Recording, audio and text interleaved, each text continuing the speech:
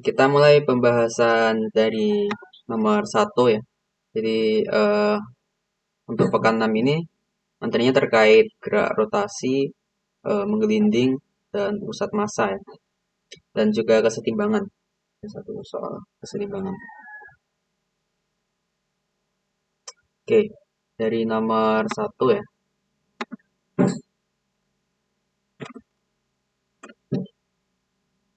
Jadi nomor satu ini konsepnya momen inersia dari massa titik ya. Mungkin ya sudah yang sudah pernah dipelajari, momen inersia massa titik itu kan biasanya mr kuadrat gitu aja ya. Tapi di sini yang ingin aku tekankan adalah r-nya itu apa? Karena r-nya itu nanti bakal tergantung sekali dengan poros atau sumbu yang dipakai ya. Misalkan di soal ini ya. Jadi aku copy saja.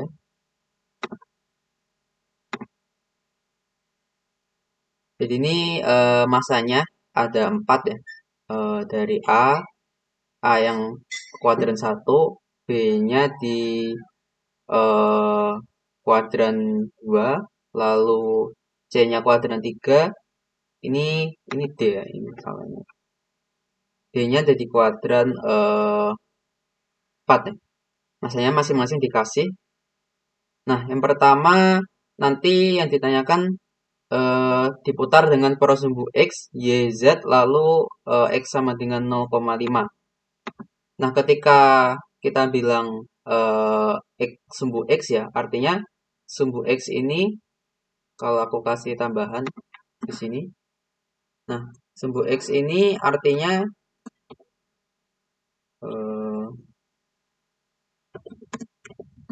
kalau kita bilang sumbu X ya, berarti kan garis horizontal yang sumbu X ya.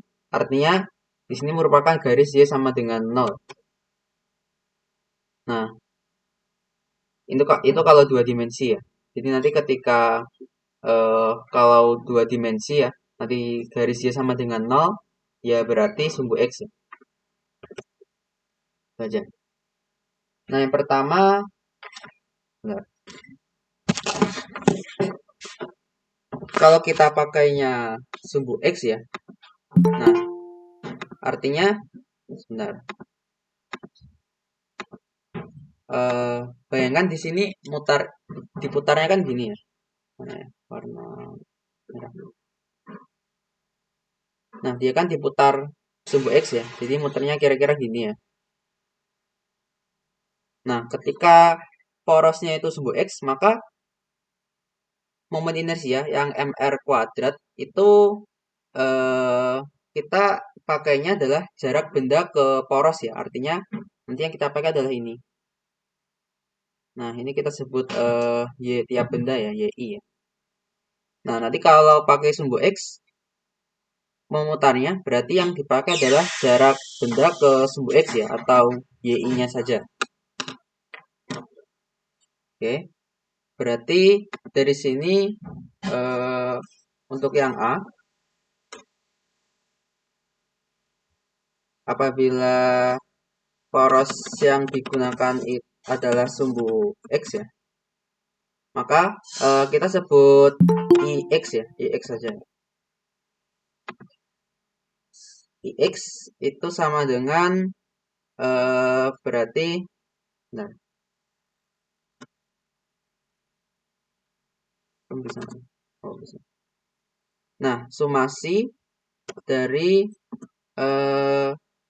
MI YI kuadrat ya.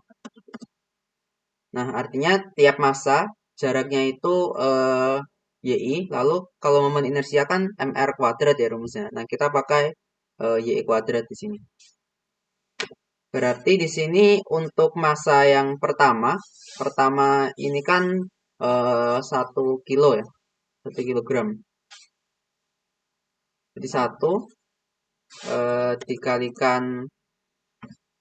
dikalikan YI-nya 1 itu berarti di sini pertama 2 ditambah untuk benda yang berikutnya YI-nya itu min 1 ya. Tapi min 1 kuadrat kan sama dengan 1 ya. Jadi sama aja. Oh, sorry, benda 2 yang kuadran 2 ya. Benda kuadran 2 itu berarti Y-nya plus 3 ya. Kuadratin jadi 9 nanti. Jadi 1 kali 3 kuadrat. Lalu yang benda ketiga, dia ada di kuadran 3 ya. Y-nya itu min 2. Kalau kuadrat nanti ya jadi 4 ya. Oh, ini masanya 2. Kemudian benda yang keempat, di sini masanya kan berarti 2, lalu jaraknya Y-nya itu min 1.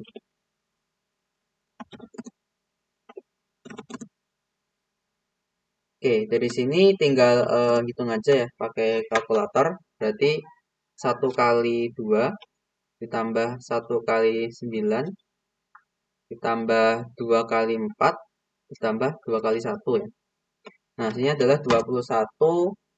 Nah, untuk satuan dari momen inersia, satuan SI-nya kan mr kuadrat, berarti massa kali meter kuadrat ya, atau kilogram meter kuadrat.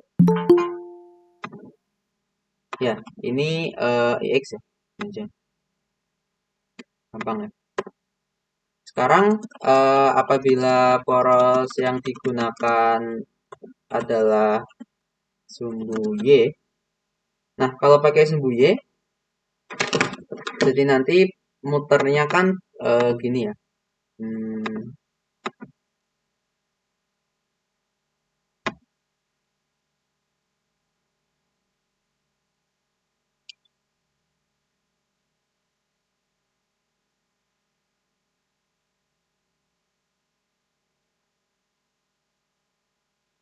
Nah, muternya kan sumbu Y. Jadi muternya nanti seperti ini.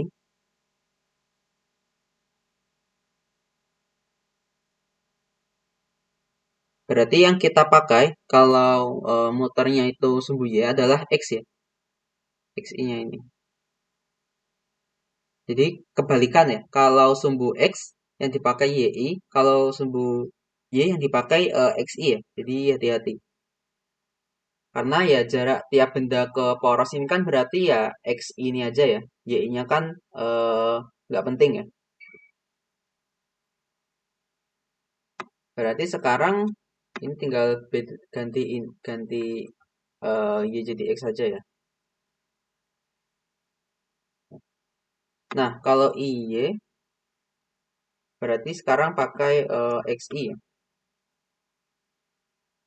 Nah, sama kita urutkan dari masa pertama XI-nya itu 1. Lalu masa yang kedua XI-nya itu berarti kan di sini min 2 ya min 2 ya. Min 2 itu kalau kuadratin nanti ya jadi positif kan.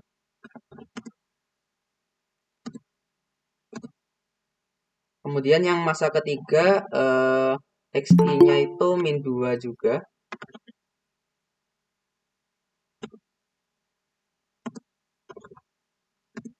Dan benda terakhir XI-nya itu adalah min 1 ya.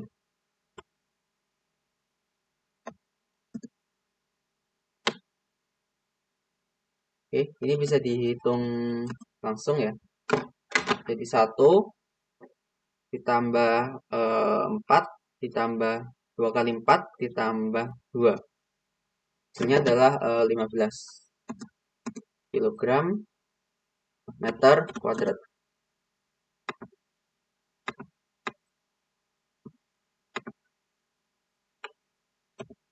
Sekarang kalau porosnya sumbu Z bagaimana?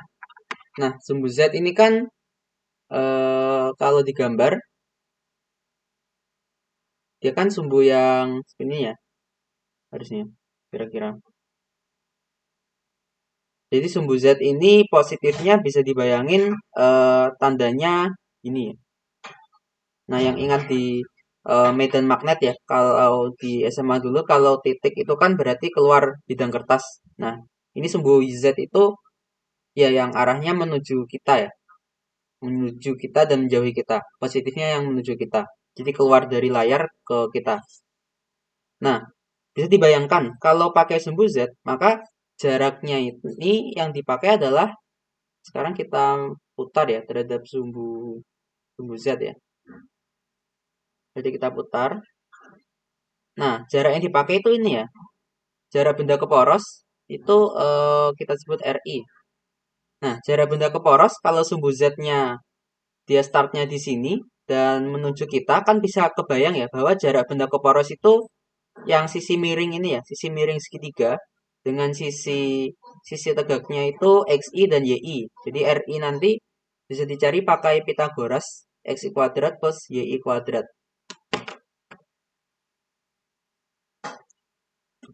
Jadi apabila poros yang digunakan adalah sumbu Z, nah IZ ya, ini kita pakai RI ya. Nah, ini bisa dihitung satu persatu, tapi ada cara mudahnya ya. Kita bisa sedikit manipulasi di sini. Karena RI kuadrat, ini kita bisa ganti menjadi XI kuadrat plus YI kuadrat kan.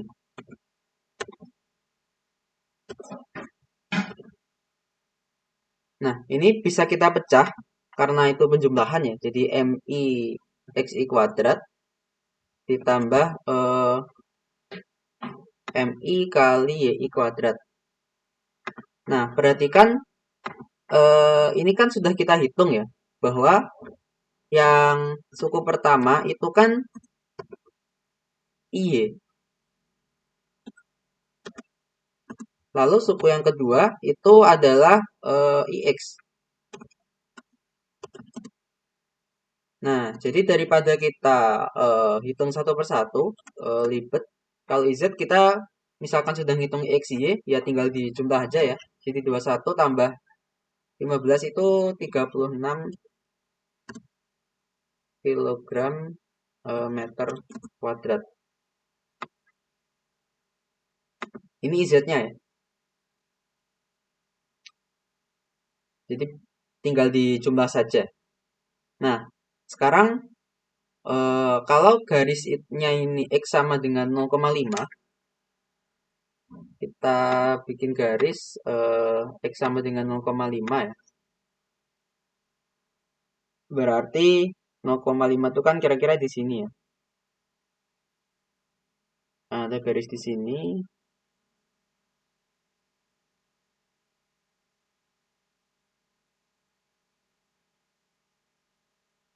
Nah, diputar terhadap garis ini ya. Maka jarak benda ke poros itu yang kita pakai tetap XI ya. Tapi XI-nya nanti dikurangi 0,5. Kenapa? Ya bisa dilihat ya, kalau dia XI-nya itu positif, maka kan jarak benda ke poros jadi berkurang ya, dibandingkan kalau porosnya X sama dengan 0 ya, atau sumbu Y. Sedangkan benda yang XI-nya itu kurang dari 0 atau negatif ya, maka jarak mereka ke sumbu atau ke poros itu kan bertambah. Nah, makanya kalau pakai XI min 0,5 itu nanti sudah pas ya. Karena ya memang jarak benda ke porosnya sekarang jadi ini.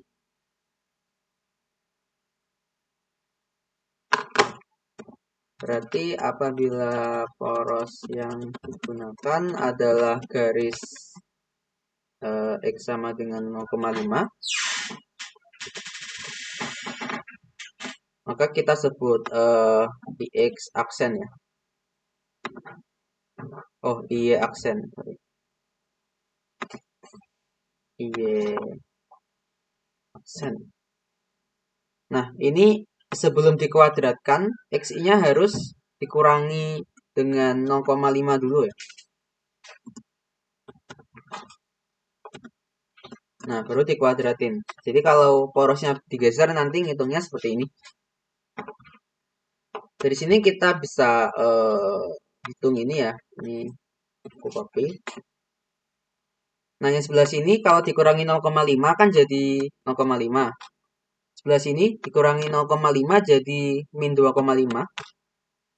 Yang sebelah sini juga min 2,5. Sebelah sini kalau dikurangi 0,5 jadi 0,5 ya. Jadi bisa langsung copy paste yang ini. Lalu nanti yang di kuadrat-kuadrat ini dikurangi 0,5 dulu ya, sesuai rumusnya. Nah, sisanya tinggal hitung. Berarti Y aksen sama dengan ya 0,5 kuadrat ditambah 2,5 kuadrat ditambah 2 kali 2,5 kuadrat ditambah 2 kali 0,5 kuadrat. Hasilnya adalah 19,5 kilogram meter kuadrat.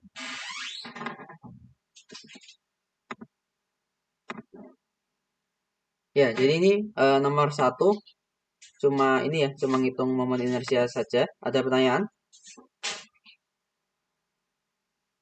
Gue mau nanya, Kak. Ya, silakan. Saya masih kurang paham yang ini, yang poros sumbu Z sama isi poros sumbu Z dong. Kalau misalnya yang garis X sama dengan 0,5 sebenarnya caranya nggak beda jauh sama yang porosnya sumbu X kan, Kak? Iya, nggak beda jauh. Cuma jaraknya aja sekarang dikurangi 0,5. Oh, oke, Kak. Berarti yang sumbu Z saya masih kurang paham. Nah, sumbu Z ya. Sumbu Z ini mungkin eh, seperti apa sih koordinat 3 dimensi itu? 3 dimensi itu kan gini. Misalkan ini tampak samping ya. Ini X, ini Y, ini Z. Nah, cara bikin koordinat X, Y, Z ini nggak sembarangan ya. Harus pakai, ingat aturan tangan kanan yang dihukum Lorentz nggak? Yang kalau jempolnya itu kecepatan atau arus, lalu telunjuknya itu medan magnet. Nah, nanti yang jari tengah itu gaya, gaya Lorentz. Nah, caranya sama. Jadi nanti kita pakai aturan tangan kanan ya. Misalkan X-nya itu jadi jempol, nanti Y-nya jadi jari telunjuk. Nah, Z yang positif itu adalah arah yang ditunjuk oleh jari tengah ya. Makanya Z-nya harus digambar ke atas ya, kalau X-nya ke sini. Nggak boleh Z-nya aku gambar ke sini ya. Nah, itu nggak pas ya. Jadi nggak boleh sembarangan ya kalau bikin 3 dimensi. Sekarang dia tadi diputar terhadap sumbu sumbu Z ya. Katakan diputar gini. Nah, misalkan ada satu benda titik yang dia koordinatnya XI, YI ya. Jadi di sini tuh XI, di sini adalah YI. Nah, kalau kita hitung momen inersia, kita harus massa dikalikan jarak benda ke poros ya. Nah, poros putarnya ini kan sekarang kita yang penting adalah jarak dari sini ke sini ya. Ya karena poros putarnya kan sumbu Z. Nah, nah yang ini RI kalau kita lihat secara ini segitiga siku-siku kan ya. Di sini kan kelihatan bahwa RI kuadrat sama dengan XI kuadrat plus YI kuadrat. Nah, makanya cara nyari momen inersianya ya seperti tadi. Sudah kebayang? Berarti konsepnya Pitagoras gitu ya, Kak? Iya. Oke,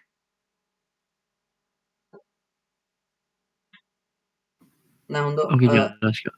ya, jadi intinya mana yang jarak yang dipakai itu harus dibayangin ya. Bayangin sendiri ya. Kayak tadi kalau sumbu X berarti jaraknya pakai yang Y. Kalau yang sumbu Y pakai yang X.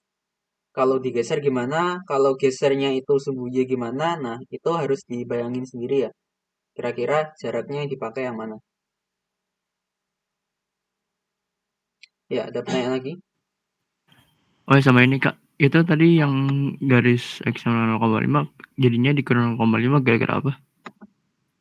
Gara-gara ini, eh kita kan perlu nyari jarak antara suatu titik ke poros ya, ke porosnya. Nah, perhatikan ini ada dua langkah ya, dua dua langkah. Yang pertama kita bisa pakai jarak ya, jarak yang pakai jarak antara benda. Kalau vektor ya itu kan di kuadrat sama dengan x min x1 min x2 kuadrat ditambah y1 min y2 kuadrat. Nah, jarak kan bisa pakai ini ya di materi vektor ya.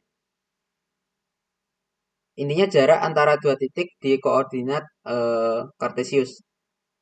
Nah, kalau dia garis X sama dengan 0,5, maka berapapun Y-nya, dia kan ngikutin ya. Artinya kalau titik kita itu di sini, Y-nya ini kan misalkan di sini itu minus 1 ya.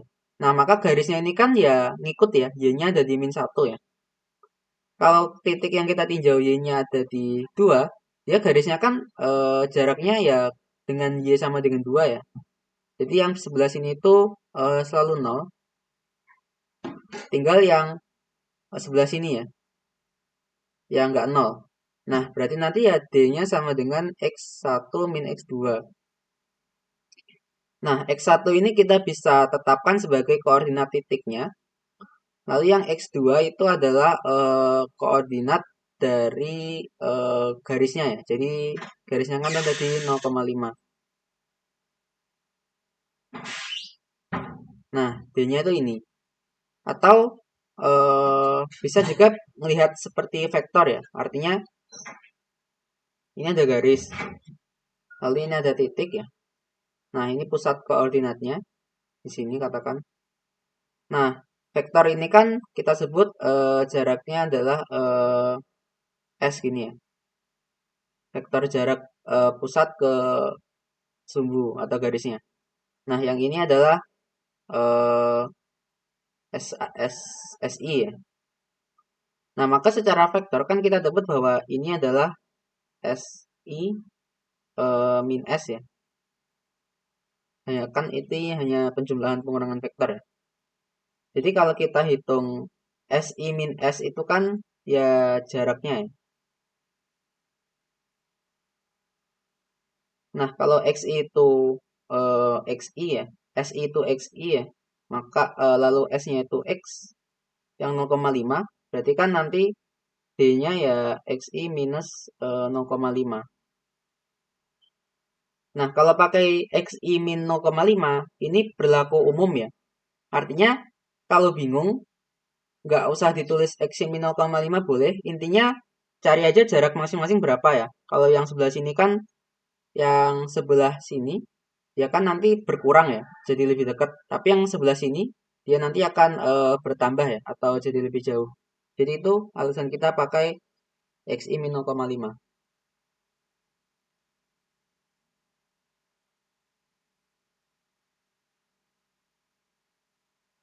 Gimana? Oke, jelas Kak. Makasih Kak. Ya, sama.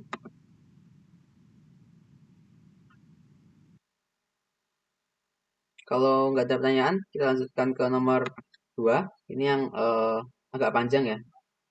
Tapi agak panjang supaya semua yang perlu dibahas bisa include di soal ini.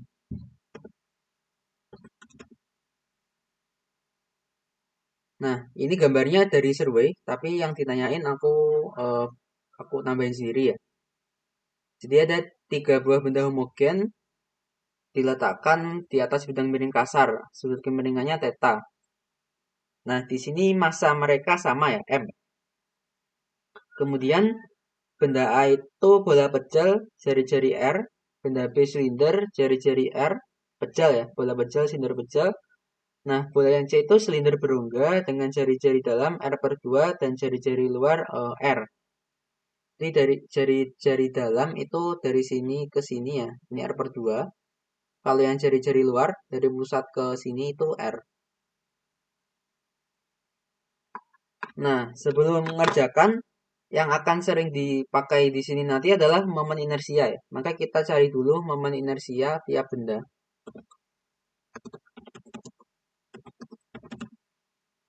Nah, momen inersia tiap benda untuk benda A, dia kan merupakan tadi bola pejal ya. Nah, momen inersia bola pejal ini ya kalau bisa hafalin aja ya. 2/5 mr kuadrat. Ya, momen inersia bola pejal, silinder pejal, bola berongga, cakram, cincin seperti itu, ya kalau bisa hafal sih. Itu nggak susah kok. Atau kalau sering ngerjain soal nanti lama-lama kebiasa. Kemudian benda B merupakan silinder pejal. Nah, kalau silinder pejal dia pakai setengah ya, setengah mr kuadrat. Jadi di sini setengah mr kuadrat. Kemudian benda C merupakan silinder berongga. Nah, pakai yang ini, I-nya.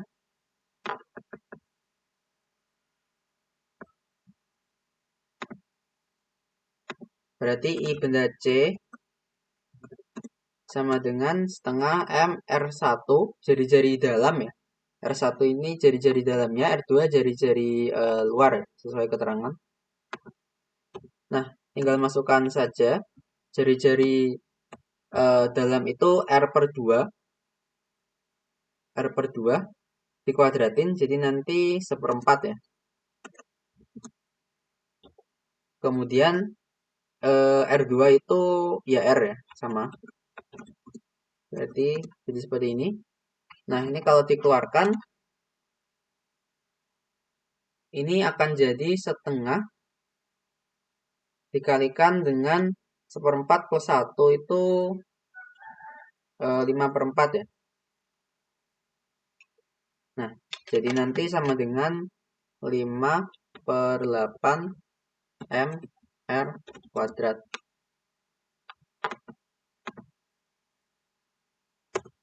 Nah, dari IA, IB, IC ini ada hal yang mirip ya. Bahwa mereka sama-sama punya mr kuadrat ya. Hanya saja koefisiennya aja yang beda ya. Ini 2/5, lalu ini ada yang setengah, ada yang 5/8. Nah, karena sama-sama ada mr kuadrat, kita bisa tulis secara umum bahwa I itu sama dengan KMR kuadrat ya. Nah, nanti yang KA itu 2/5, KB itu setengah, yang KC itu 5/8. Nah, nanti kenapa jadi K? Nanti biar gampang ngerjain soal-soal berikutnya. Nanti akan kelihatan. Ya, kita mulai dari yang A. Tentukan dan bandingkan percepatan serta percepatan sudut ketiga benda apabila bergerak tanpa slip dan bergerak dengan slip ya. Nah, di sini ada dua konsep penting. Yang pertama, gerakan tanpa slip dan slip itu seperti apa? Mungkin sebelumnya mengerjakan ini review aja ya tentang menggelinding tanpa slip.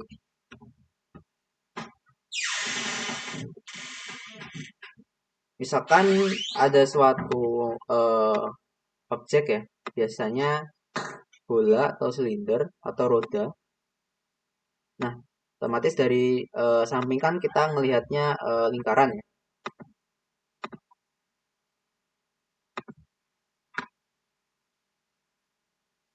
Nah, lingkaran ini ada di atas suatu permukaan horizontal. Nah, definisi gerak menggelinding ini kombinasi dari translasi dan rotasi ya. Artinya translasi dia punya kecepatan pusat massa ya. Nah, kecepatan pusat massa ini dia kan cuma menggeser-geser benda. Nah, selain kecepatan pusat massa, kalau menggelinding dia punya omega atau kecepatan sudut. Nah, kalau dia hanya punya omega, dia hanya muter di tempat ya. Tapi karena dia punya V dan punya omega, dia akan geser sambil muter. Nah, gerakan itu yang kita sebut gerak menggelinding ya. Jadi dia selain berpindah posisi, dia juga berputar. Nah, ketika menggelinding tanpa slip,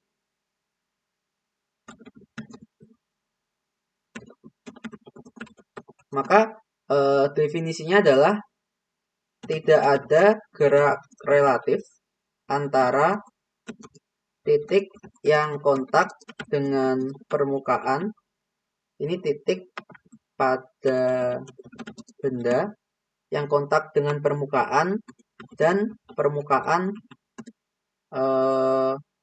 kontak. Nah, tidak ada gerak relatif ya, artinya kecepatan relatifnya 0 antara titik pada benda yang kontak dengan permukaan. Jadi misalkan ini roda ya, nah titik yang kontak dengan permukaan, kalau misalkan ini ada titik pusat O, ini titik B, ini titik A. Nah, titik yang kontak dengan permukaan berarti kan titik A ya. Titik B kan ya nggak kontak dengan permukaan ya.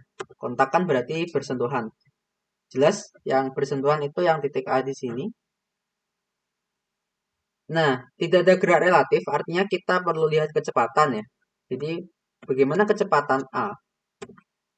Nah, karena pusat masanya bergerak dengan kecepatan V ya. Jadi kalau dia nggak punya omega, kecepatan A itu kan sama aja V ya. Karena semuanya gerak ke kanan dengan kecepatan V. Lalu kalau dia muter doang, maka kecepatan titik A ini kan ada kontribusi ini ya. Kontribusi omega R di sini.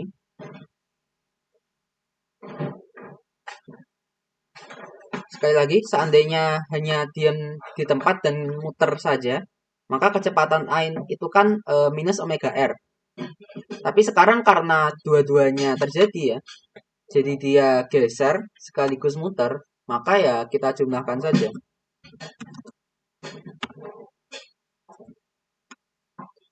Kecepatan A adalah V min omega R. Nanti kalau ditanya kecepatan B, ya dijumlah ya, karena jadinya kan V dan omega R kalau di B itu searah ya, sama-sama ke kanan. Kalau yang di A baru beda arah. Nah, tidak ada gerak relatif antara titik A dengan permukaan tempat dia kontak. Nah, kita sederhana dulu ya, bahwa permukaannya ini misalkan di soal ini ya, bidang miring ini kan nggak bergerak ya, dia nggak pindah kemana-mana. Jadi permukaannya diam. Artinya permukaan ini kecepatannya 0 ya, karena diam.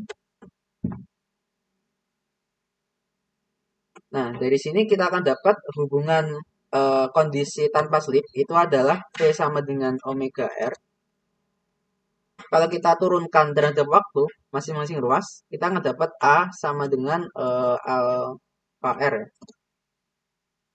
Artinya percepatan saja atau disebut percepatan linear itu sama dengan alfa kalikan R. Alfa ini percepatan sudutnya. Jadi untuk gerak tanpa slip, pasti dua persamaan ini yang bakal sering dipakai ya. V sama dengan omega R maupun A sama dengan alpha R. Itu tentang kinematikanya. Nah, lalu dinamikanya bagaimana? Konsepnya ketika menggelinding tanpa slip,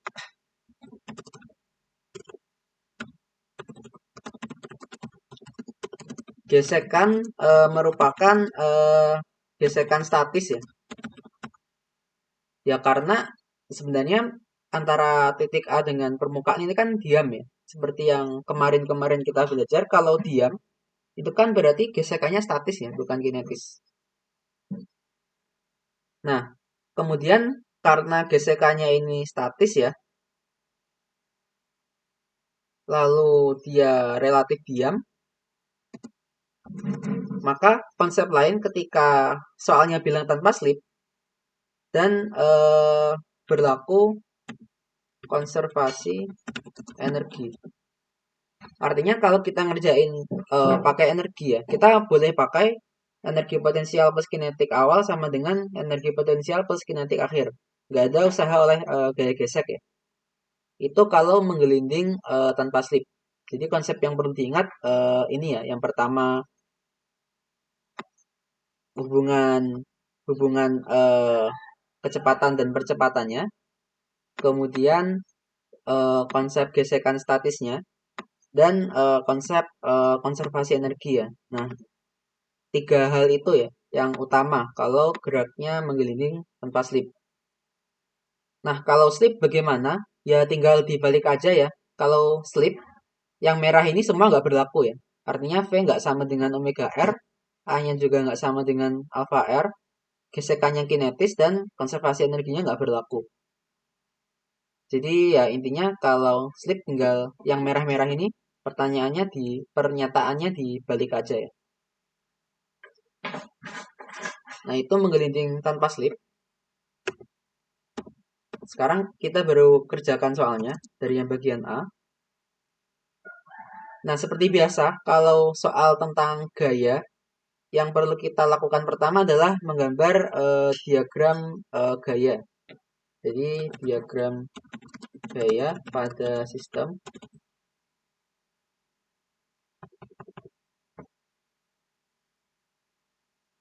Bendanya ini kan dia bergerak di bidang miring ya. Artinya, kalau benda-benda ini kan dari samping kita lihat mereka lingkaran ya, sama-sama lingkaran. Nah, kita sebut permukaannya itu seperti ini.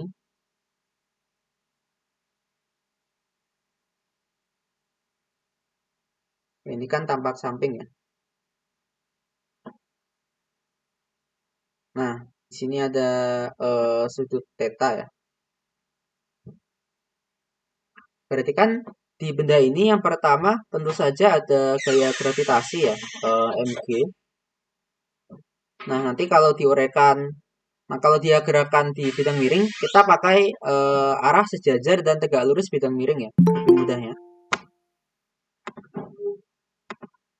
Nah, yang sejajar bidang miring, nanti silakan uraikan ya. Pasti jadinya jadi mg sin theta.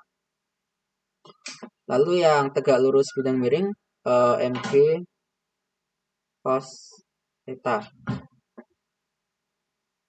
Itu gaya gravitasi ya atau gaya berat. Lalu karena dia menyentuh permukaan ada gaya normal. Gaya normal selalu tegak lurus permukaan ya. Itu konsep gaya normal ya. Jadi ingat gaya normal harus tegak lurus permukaan. Nah, lalu akan ada gaya gesek ya. Nah, gaya gesek ini dia selalu tegak lurus dengan gaya normal ya. Artinya kalau gaya normalnya ke situ, berarti gaya geseknya akan sejajar bidang miring seperti ini.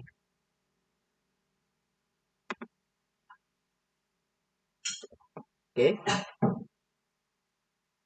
Nah, F-nya ini nanti kalau yang gesekan slip dan nggak slip akan beda ya. Yang satu pakai statis, yang satu pakai kinetis.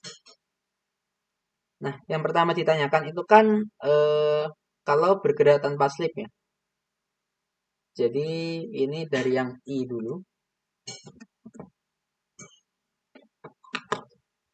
Nah, dari sini kan dia nggak gerak arah X ya, arah Y. Arah X-nya itu ke sini, Y-nya ke sini. Nah, karena nggak gerak arah Y, ya nanti otomatis N sama dengan mg cos theta. Bisa ditulis, bisa nggak? Kemudian, yang perlu kita perhatikan adalah arah X saja ya. Jadi tinjau gaya pada arah X. Nah, hukum Newton ya. Jadi sigma Fx sama dengan M kali A. Nah, massa mereka kan sama ya. Jadi ya kita pakai M kali A semua. Nah, di arah X dia ada F. Yang di arah X itu ada mg sin theta. Dikurangi gesekan ya. Gesekannya F. Nah, ini sama dengan MA. Tapi ingat, karena gesekannya statis, kita nggak boleh ganti dia jadi mu k kali n ya. Kita biarkan saja eh, gaya geseknya F. Nah, persamaannya kan kurang ya. Kita nggak tahu A, kita nggak tahu F. Kita perlu satu persamaan lagi, yaitu tinjau torsi. Nah, kalau di gerak atau di gaya di dinamika yang translasi ya, yang gerakan geser-geser aja itu kan F sama dengan MA. Kalau gerakan yang berputar yang pakai torsi, maka kan persamaannya sigma tau sama dengan I kali alfa ya. Nah, di sini I-nya aku pakai KMR kuadrat kalikan alfa ya. Oke. Nah, torsinya di sini kan yang bisa memutar benda ini kan hanya gaya F ya. Kenapa? Kalau gaya MG kan ya nggak mungkin bisa muter ya, kan dia di pusat. Sedangkan torsi itu gaya dikalikan lengan gaya R ya. Kalau R-nya 0 ya 0. Kemudian yang N ini kan bisa dibayangin ya. Kalau ada benda, kita ada bola, kita tekan, nggak akan berputar kan? Karena ya torsi gaya N ini 0, akibat dia sejajar dengan lengan gaya. Tapi kalau seandainya kita dorong dengan gaya searah F ya, pasti kan bolanya bisa berputar. Jadi torsinya itu hanya dari F ya. Karena F itu pertama dia punya lengan gaya, dan kedua dia tegak lurus dengan lengan gaya ya. Sehingga nanti ya sin 90 derajat ya, itu sama dengan 1. Berarti torsinya itu F kali R. Nah, untuk arah positif negatif, ini seperti gaya ya. Kalau di gaya kan bebas nih sebenarnya. Positifnya mau ke kanan atau ke kiri. Kalau yang rotasi juga bebas ya. Boleh positif itu searah jarum jam, boleh yang berlawanan jarum jam. Di sini misal aku pakai positif searah jarum jam. Jadi kalau dia muter ke sini itu positif. Berarti kan ya torsi FR itu positif ya. Nah, FR sama dengan I alfanya ini. Nah, otomatis di sini kita dapat F sama dengan KM alfa kali R. Nah, selanjutnya karena tanpa slip, maka tadi ya di tanpa slip hubungan A dengan alfa R kan seperti ini.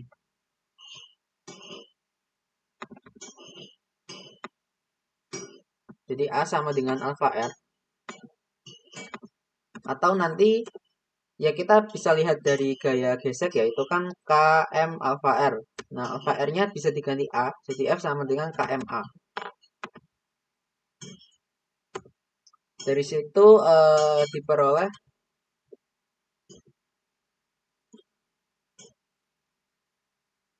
MG sin theta dikurangi F ya. F-nya ini kan KMA sama dengan MA. Nah, dari sini nanti berarti langsung aja ya. A ini sama dengan G G sin theta kali 1 plus K. Atau di bawah aja. Nah, A-nya G sin theta per 1 plus K. Lalu alfanya ya ini tinggal dibagi R ya. Kan A sama dengan alfa R, berarti alfa itu upper R. Jadi ini tinggal dibagi R.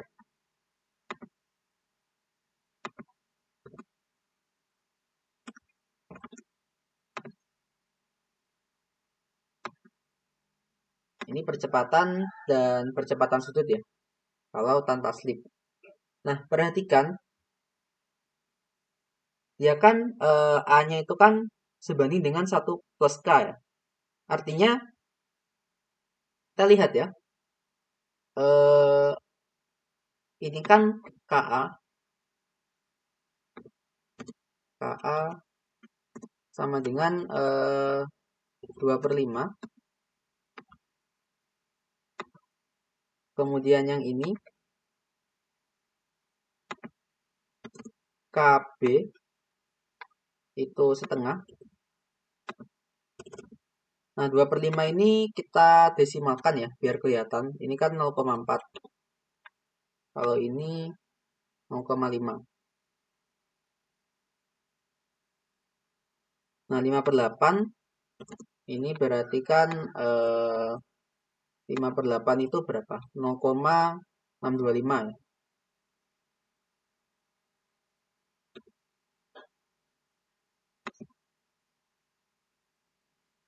Oke. Dari sini terlihat ya, K yang paling besar itu urut ya. Jadi A, B, C ini urut. Dari A itu yang terkecil, C yang terbesar. Nah, dari sini kita bisa lihat ya, kalau K-nya besar, percepatannya kan kecil ya. Ya enggak? Dari rumus ini, kalau K-nya lebih besar, percepatannya lebih kecil. Apabila K semakin besar, maka A dan alfa atau percepatan sudut ini semakin kecil ya. Jadi berbanding terbalik, kalau yang satu tambah besar, yang satu tambah kecil. Nah, artinya percepatan eh, artinya benda A ya, benda A memiliki ini percepatan dan percepatan sudut yang eh, terbesar karena K-nya paling kecil, sedangkan benda C memiliki A dan alfa yang terkecil. Jadi perbandingannya seperti ini.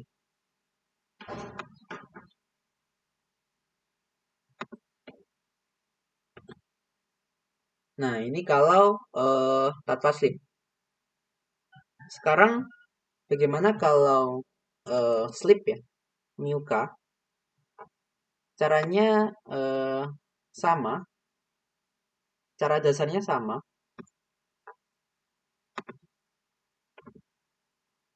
Arah X-nya seperti ini. Nah, tapi di sini nanti F-nya kita sudah ganti mu k ya, minus mu k kalikan N. Karena gesekan kinetis ya. Kita bisa masukkan N-nya. N-nya ini kan berarti mg cos theta ya. Bisa dilihat di sini. Ya, N dan mg cos theta kan sama ya. Berarti di sini mg cos theta sama dengan ma. Jadi langsung ketemu ya. A-nya ini sama dengan G dikalikan sin theta dikurangi mu k kalikan cos theta. Jadi percepatannya ini langsung ketemu ya. Lalu kalau torsi, nah torsinya ini F-nya diganti sama ya, mu kn atau langsung aja mu k mg cos theta.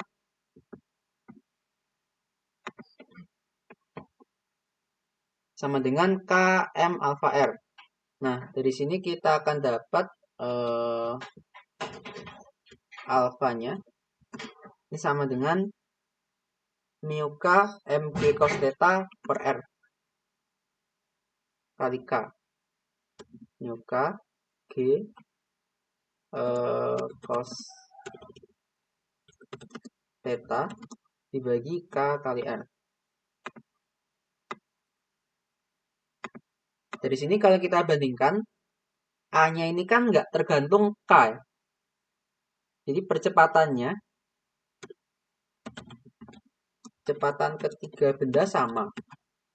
Sedangkan percepatan sudut semakin kecil apabila K semakin besar ya. Ya bisa dilihat di sini ya. Kalau K-nya besar kan ini nilainya kecil. Kalau K-nya kecil ya nilainya besar. Artinya kesimpulannya sama ya.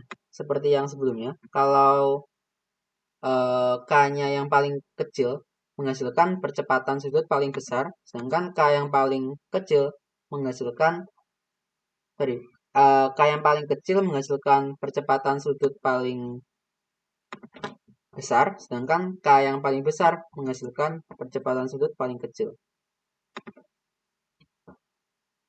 Nah, ini bagian A tentang percepatannya. Eh, ada pertanyaan dulu?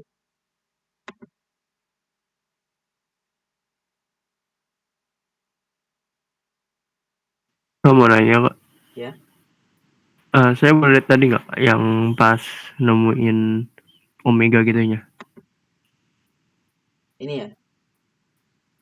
Iya, boleh jelasin ulang nggak kak di sini? Saya masih kurang paham. Ya, jadi konsep dari gesekan atau mengelilingkan paslip itu tuh gini ya. Eh, maksudnya tidak ada gerak relatif tuh ya anggap aja ini lantai ya. Terus kalau kamu diam, nah artinya kan tidak ada gerak relatif antara kamu dengan lantai ya. Tapi kalau kamu bergerak, artinya ada gerak relatif antara kamu dengan lantai. Nah, itu makna dari kata-kata yang pertama ini. Tidak ada gerak relatif. Lalu makna titik pada benda yang kontak dengan permukaan. Nah, kalau kita berdiri di atas lantai ya, titik yang kontak dengan lantai kan ya kaki ya, kaki kita ya. Yang lain kan enggak ya. Yang lain kan enggak bersentuhan langsung dengan permukaan ya. Jadi analoginya kaki, kalau di benda ini, yang kontak kan ya titik A saja ya. Nah, titik B, titik yang di sebelah sini kan sebenarnya nggak kontak ya. Nggak kontak langsung dengan permukaan. Jadi dia cuma titik A. Kemudian yang terakhir permukaan kontak. Berarti kalau yang kontak dengan lantai itu kaki, maka permukaan yang kontak dengan kaki itu yang dimaksud di kalimat terakhir. Jadi bagian lantai yang di sini dan di sini. Nah, analoginya di sini bagian lantai yang ada di bawah titik A ya, di sini. Nah, kita lihat bahwa untuk soal ini, soal yang umum ya, lantainya itu kan diam. Artinya kalau tidak ada gerak relatif, seperti kita di atas lantai ya, kita harus diam kan. Kalau kita gerak ya ada gerak relatif kan. Nah, artinya kondisi ini memaksa kita untuk V sama dengan nol ya. Artinya dengan analogi yang sama, kondisi gerakan tanpa slip memaksa untuk kecepatan di titik A itu sama dengan nol. Nah, untuk kecepatan di titik A itu sama dengan V min omega R dari mana? Ya dari ini ya, kecepatan kalau dia nggak muter itu kan V. Kalau dia muter saja, dia kan min omega R. Sekarang kalau digabung, ya V min omega R ya. Artinya eh, dia ikut gerak bersama pusat masanya ke sini, tapi akibat rotasi dia ada kecepatan yang ke arah sini ya. Ini V, ini omega R. Nah, makanya di sini V min omega R. Nah, seperti tadi, V min omega R harus 0 ya. Ya, kita dapat V sama dengan omega R atau A sama dengan alfa R. Tapi kalau ngerjakan soal, sebenarnya langsung aja tulis V sama dengan omega R juga nggak masalah sih ya. Ini aku bahas supaya kalian tahu kenapa V sama dengan omega R. Itu aja. Bagaimana? Oh, oke, paham. Makasih kak. Berarti ini kita lihat dari ditinjau dari yang bersentuhan aja kan kak? Iya, memang secara definisinya gitu. Oke, thank you kak. Ya, sama-sama. Kak, saya mau nanya dong, Kak. Ya, Untuk yang tinjau gaya pada arah X tadi itu kan dapatnya itu percepatan ketiga benda sama. Boleh ya. tolong jelasin ulang nggak, Kak, kenapa bisa sama? Karena ini ya, A-nya kan G sin theta dikurangi mu K cos theta. Nah, sin theta ini kan kemiringan sudut kan sama ya. kan bidang miringnya sama.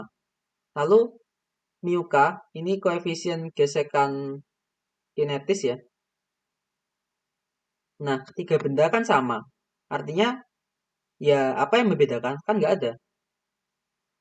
Beda dengan alfa ya. Alfa di sini eh, ada faktor K. Nah, K tadi kan beda-beda ya. Antara tiap benda. Ada yang K-nya 2/5, ada yang setengah, ada yang 5/8. Artinya ya karena K-nya beda, alfanya beda. Sedangkan di A tadi kita nggak ada faktor K ya. Bandingkan dengan, nah yang ini ya, atasnya. Kalau yang slip dia kan A-nya ada faktor K ya. Kalau yang tanpa slip dia nggak ada. Makanya yang tanpa slip berarti sama aja tiga-tiganya. Kalau yang slip kebalik. Kalau yang slip tiga-tiganya sama. Kalau yang tanpa slip dia bergantung K. Oke, makasih Kak. Ya, sama-sama.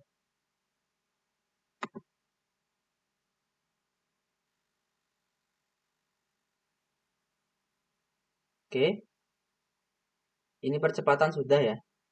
Nah, yang kedua adalah kecepatan. Kecepatan ini tanpa slip ya. Bisa pakai eh, dinamika. Jadi kan kita sudah dapat eh,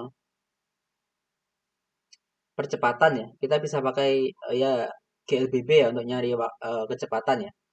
Atau bisa juga pakai energi ya. Kenapa? Ya karena ini aku coba energi ya. Karena menggelinding tanpa slip seperti yang konsep tadi, maka eh, berlaku konservasi energi ya. Ya, berarti kan energi awal sama dengan energi akhir. Nah, energi awal kita bisa langsung pakai energi potensial saja ya. Kan kita bisa pakai acuan. Acuannya itu ya di permukaan ini ya. Ini acuan energi potensial. Berarti di sini ada energi potensial saja. Masing-masing massa, masing-masing benda massanya sama. Jadi MGH semua. Nah, energi akhir ada energi kinetik rotasi setengah mv kuadrat. Lalu ada energi kinetik rotasi ya. Karena ya bedanya kan selain bergeser ada kecepatan translasi, ada juga kecepatan sudut ya. Artinya dia juga berputar ya karena menggelinding. Nah, untuk energi kinetik rotasi rumusnya kan I omega kuadrat.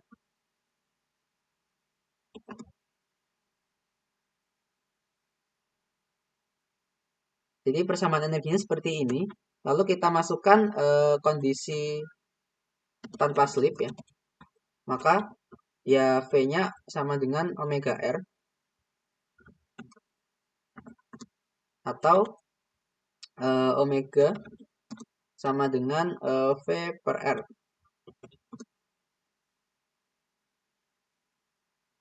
Jadi kita peroleh tadi ini. Nah, I-nya pakai yang awal tadi ya, KM R kuadrat. Nah, omega kuadrat kan berarti V kuadrat per R kuadrat. Nah, di sini bisa disederhanakan ya. Yang pertama, setengahnya aku pindah ke ruas kiri ya. Semua aku kalikan setengah. Jadi 2. Nah, M-nya aku hilangkan ya. Nah, masing-masing ruas ada M.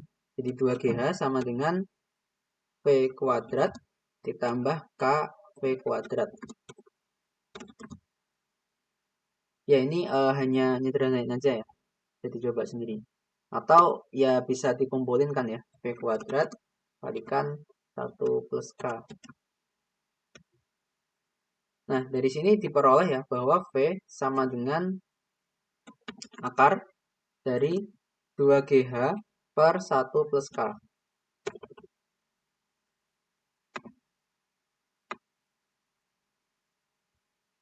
Hmm, Jadi ini adalah kecepatan ya. yang ditanyakan tadi, tentukan dan bandingkan ya. Nah, di sini sama. Kita lihat lagi-lagi dia sebanding dengan seper K ya. Artinya kalau K-nya besar, V-nya kecil, dan sebaliknya. Jadi perbandingannya sama seperti yang percepatan tadi ya. Benda A karena K-nya paling kecil ya, jadi dia di sini memiliki kecepatan terbesar. Sedangkan benda C nanti memiliki kecepatan terkecil.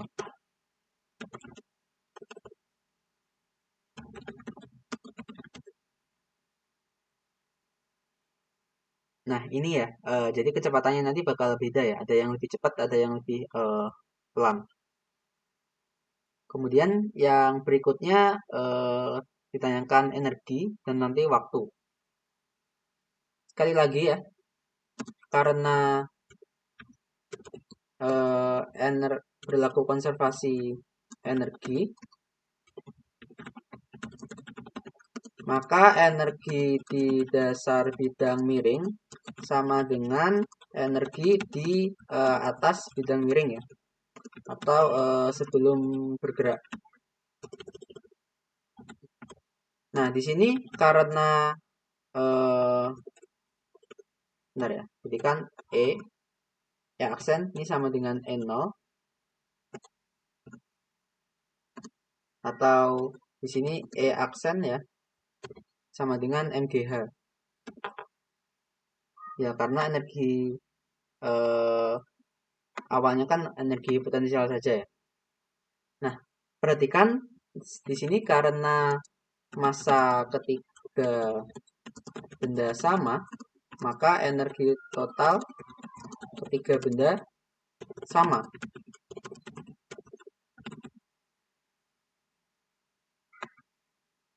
Ya karena ini ya massanya sama, ya berarti MGH-nya sama semua ya. Kan H-nya sama, G-nya sama, ya berarti ya otomatis sama.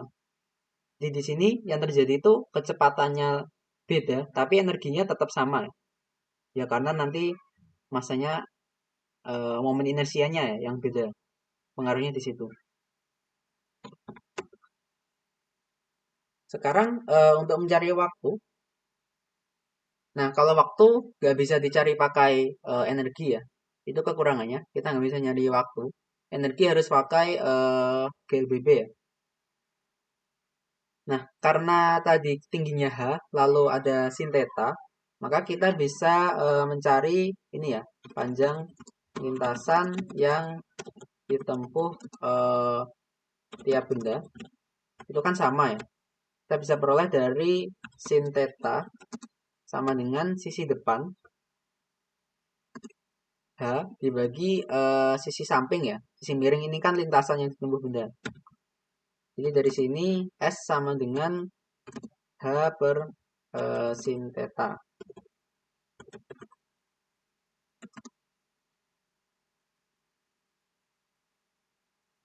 Oke, tadi kan kita sudah dapat percepatan ya. Artinya persamaan lintasan benda sebagai fungsi waktu. S ini kan ya setengah AT kuadrat ya. PLBB saja. Nah, dari sini nanti kita dapat T sama dengan akar dari 2S per A. Nah, kita masukkan saja. S-nya tadi kan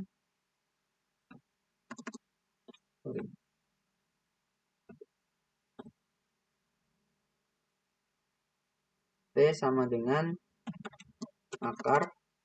Nah, 2 kali S-nya ini H per sin theta.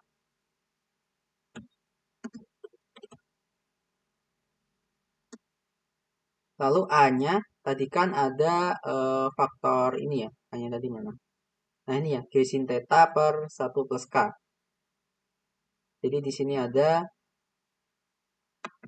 itu aja.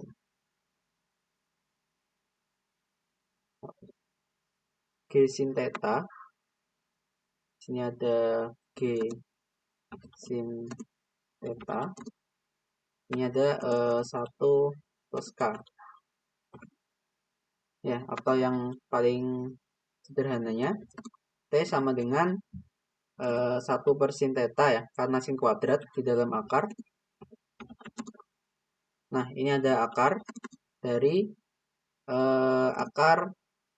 2H kali 1 plus K per G. Nah, ini T-nya. Nah, T di sini agak beda ya. Perhatikan bahwa semakin besar K, maka T semakin besar. Tapi hati-hati memaknai T paling besar ya. Nah, semakin besar T, maka benda semakin lama sampai ke dasar ya. Nah, ini ya yang kebalik ya. Kalau T besar, dia kan justru lama ya sampai bawah ya. Kan kalau kita naik ke lantai, kita turun ke lantai 3 dalam waktu 1 menit dan dalam waktu 2 menit, berarti kan lebih cepat kalau 1 menit ya. Kalau waktunya lebih besar, berarti makin lama. Nah, dari sini kita lihat ya bahwa semakin besar K, maka semakin lama benda sampai ke dasar. Nah, ini kan cara berpikirnya K besar, T besar, lalu T besar maka makin lama, ya berarti kesimpulannya kalau K besar, makin lama dong sampai ke dasar. Dari sini kalau kita bandingkan, benda A paling paling cepat ya berarti. Paling cepat sampai ke dasar, sedangkan benda C paling lama sampai ke dasar. Nah, ini yang nomor 2 sudah selesai. Ada pertanyaan?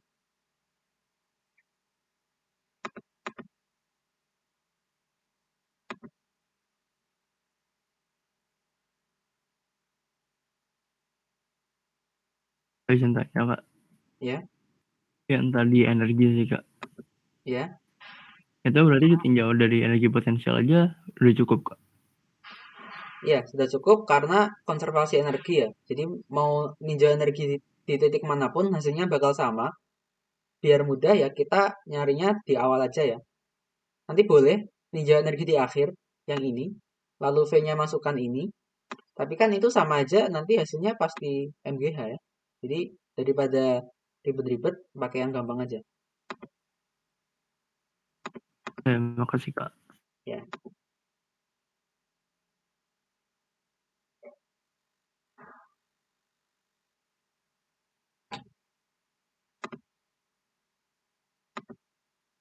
Kalau nggak ada, kita lanjutkan ke nomor 3 ya. Jadi ini soal katrol, tapi bagaimana sekarang kalau katrolnya bermassa? Biasanya kan enggak ya. Biasanya kan abaikan massa katrol. Sekarang nggak diabaikan. Nah, seperti biasa, soal dinamika kita harus gambar gaya. Jadi gambar diagram gaya. Ini sih soal apapun yang ada gaya, gambar aja dulu diagram gayanya. Ya, ini bisa dapat poin ya, gambar diagram gaya dan kalau benar.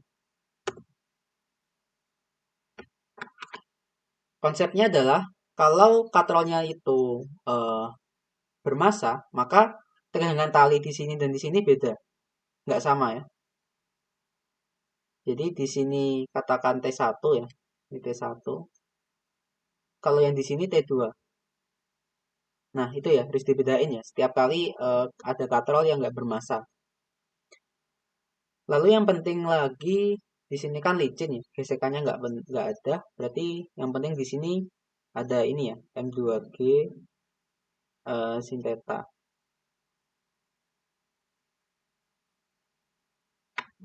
Nah, gayanya sudah cukup. Sekarang kita bisa mulai tinjau dari masa pertama ya. Berarti kan sigma F sama dengan M1 kalikan A. Atau T1 ya. Sama dengan M1 kalikan A. Selanjutnya tinjau M2.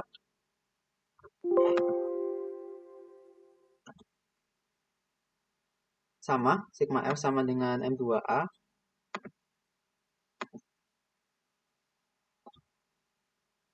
Tapi F-nya di sini dia ada M2G sin theta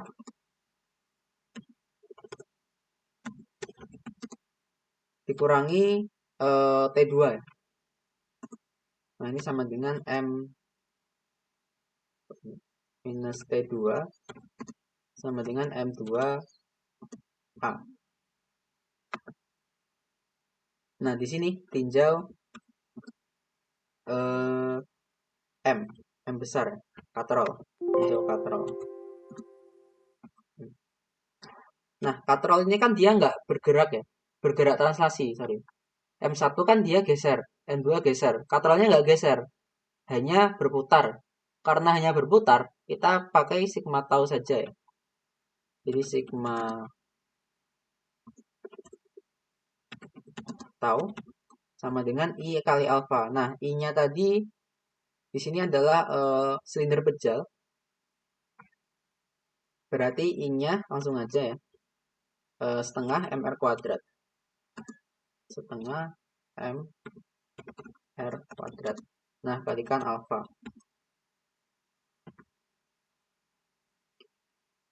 Oke. Nah, di sini kan kebayang ya. Kalau sistemnya kan pasti geraknya ke bawah ya. Artinya M2-nya pasti turun. Nah, artinya katrolnya ini dia berputar searah jarum jam ya. Kan nggak mungkin benda M2-nya turun, tapi katrolnya muternya berlawanan jarum jam. Kan nggak logis. Nah, kalau kita pakai kondisi seperti itu, maka torsi positifnya itu kalau searah dengan putarannya katrol ya. Jadi kalau kita torsi dari T2, ini kan kalau digambar di katrol itu kan gini ya. Kalau diperbesar katrol,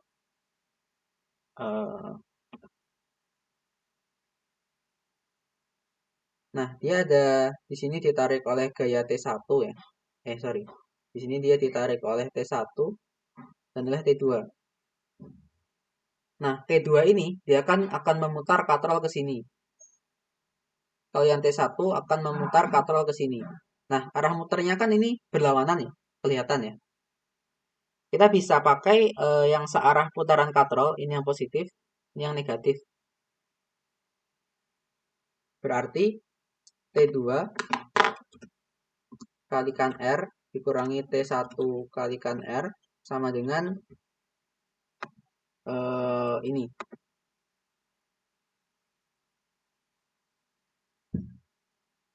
Atau ya, ini R-nya bisa dihilangin aja ya. Jadi ini T2 min T1 sama dengan MR alpha. Kemudian konsepnya yang lain, kalau soal yang kayak gini adalah katrolnya ini selalu berlaku hubungan ini ya. Misalkan dia berputar alfa, nah maka titik yang di sini dia kan pasti ikut bergerak bersama M1, M2 ya. Artinya titik yang di sini dia punya percepatan A. Karena ya kalau mereka bergerak dengan percepatan A, di sini A, di sini A, maka semua bagian tali ya kan ikut bergerak dengan percepatan A ya. Semua A. Termasuk tali yang tepat ada di sini. Percepatannya juga A. Nah, karena kita punya variabel alfa, Berarti kan kita bisa simpulkan bahwa hubungan eh, alfa dengan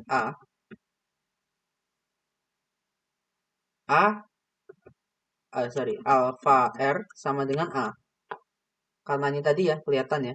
Ini kalau alfa, kita kalikan R, hasilnya harus sama dengan A.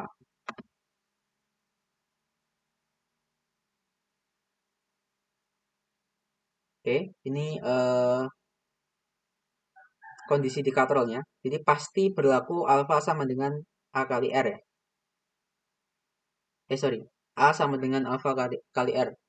Atau bisa dianggap seperti kondisi tanpa slip ya. Tapi ini bukan menggelinding ya. Jadi yang kurang tepat kalau kita pakai sebenarnya pernyataan seperti itu ya.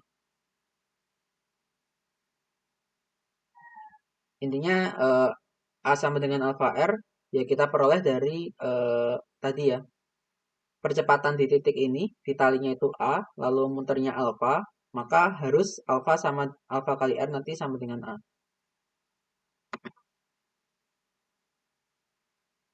Sekarang tinggal aljabar saja dari persamaan di atas. Jadi kan persamaannya pertama kita start dari ini. Sama dengan R alpha. R alpha ini kita ganti A. Lalu T2 kita ganti T2-nya tadi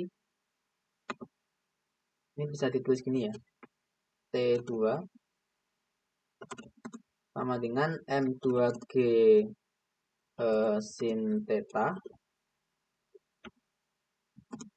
dikurangi M2A. Nah, T2-nya bisa diganti ini. T1-nya diganti M1A.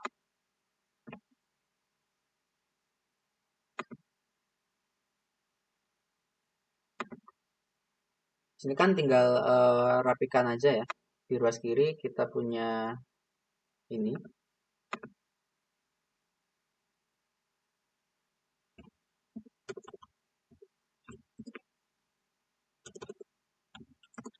Di ruas kanan kita akan punya setengah M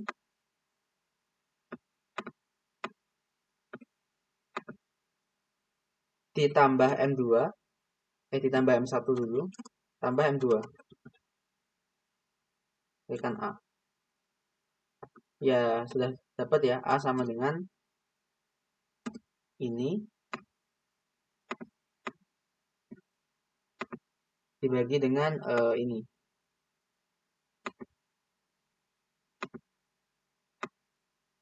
Nanti bisa cek ya, kalau masa katrolnya diabaikan, ini ya jawabannya kan udah tahu ya, seperti sistem katrol biasa.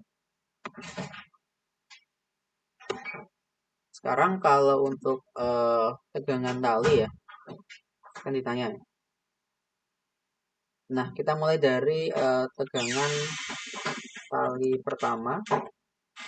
Ya, T1 tadi kan M1 kalikan A, atau sama dengan ini kalikan M1 ya.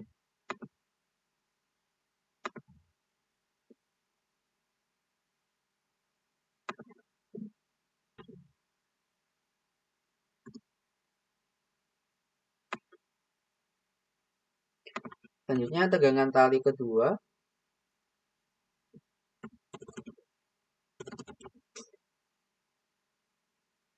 Ya dari ini tadi ya, T2 ini. Nah ini kan sama dengan M2 kalikan G sin theta min A. Nah T2 sama dengan M2 kalikan G sin theta kurangi A-nya ini.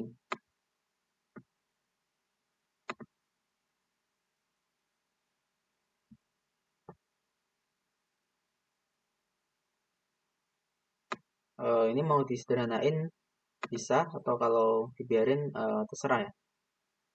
Kalau disederhanain, ini G sin tetanya bisa dikeluarkan. Nah, ini jadi 1.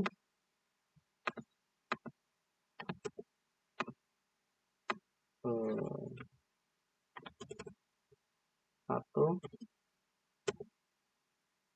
minus ini.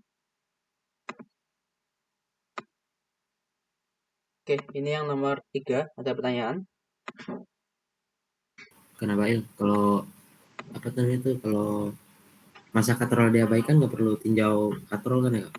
Iya, kalau masa katrolnya diabaikan, yang ini tuh nggak usah. Ini tuh hapus saja. Tadi Kak. Kak mau nanya Kak. Ya. Tadi kalau misalnya masa katrolnya diabaikan, itu T1 sama T2-nya samaan aja kan Kak? Atau gimana? Iya, kalau masa katrol diabaikan, nanti itu kan kelihatan ya, T2 min T1 tengah M kali R kali alfa. Masanya 0, ya pasti T2 min T1 sama dengan 0 ya. Artinya masanya sama. Artinya tegangannya sama. Oke, thank you Kak. Ya, masanya.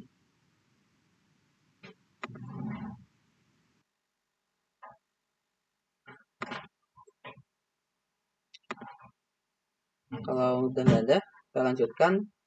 Sekarang soal tentang kesetimbangan ya.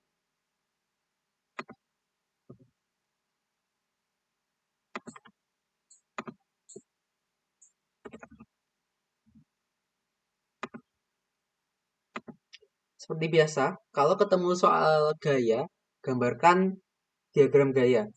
Nah, itu kuncinya. Jadi, untuk mengerjakan ini, kita start dari ini dulu. Gambarkan diagram gaya dulu. Nah, pertama, ini kan ada tali ya. Ya, berarti ada tegangan tali di sini. Oke. Seperti yang kemarin ya, kalau dia masih satu tali, tegangannya sama. Dan katrolnya di sini kan nggak bermassa ya, seperti tadi. Kalau katrolnya nggak bermassa, tegangan talinya sepanjang tali sama. Beda kalau bermassa kayak tadi ya. Nah, selanjutnya ada ini ya, ada gaya kontak ya antara dia dengan tongkat ini N. Lalu kalau kita bayangkan ya, si imba ini, orangnya ini kan cenderung dia akan kepleset ke sini ya. Kalau kita seandainya nih ini ditahan, lalu dia nggak pegangan tali, dia kan bakal meluncur ke arah sini. Nah, artinya arah gesekan bagi si imba nanti adalah ke depan ya. Karena dia cenderung ingin bergerak ke belakang. F. Tapi nanti bagi ininya, bagi batangnya adalah ke sini. Karena masih reaksi. Lalu nanti ya ada gaya MG ya. Kemudian di sini sebenarnya ada gaya kontak ya. Tapi nanti nggak ditanyakan. Bisa tulis, bisa enggak. Kalau kita lihat satu persatu, misalkan kita gambar si imbanya ya, orangnya.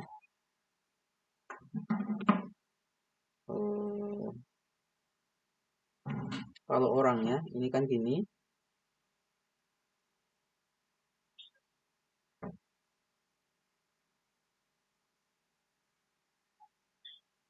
Nah, dia seakan-akan berdiri di bidang miring ya berarti ya. Gaya yang ada di dia, itu ada gaya MG. Lalu ada gaya N.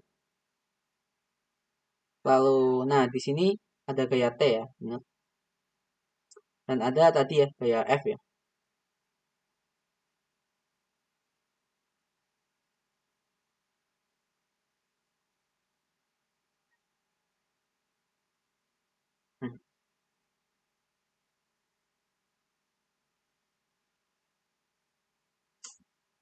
Ya, hilang.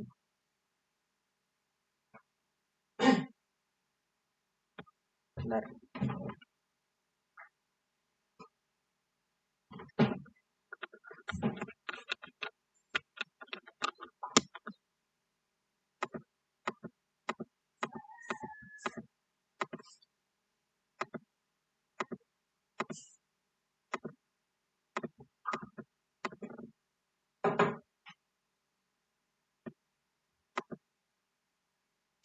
Oke, aku ulangi gambarnya.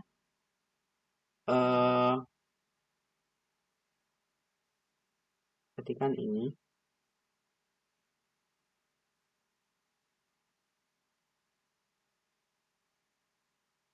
Tadi ada gaya normal.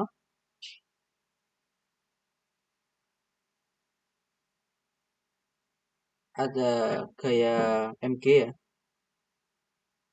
Dengan tali ke atas. Kemudian ada gaya gesek ke sini. Nah, ini sudah semua ya. Kemudian kalau di tongkat tadi kan ini. Nah, di sini ada T.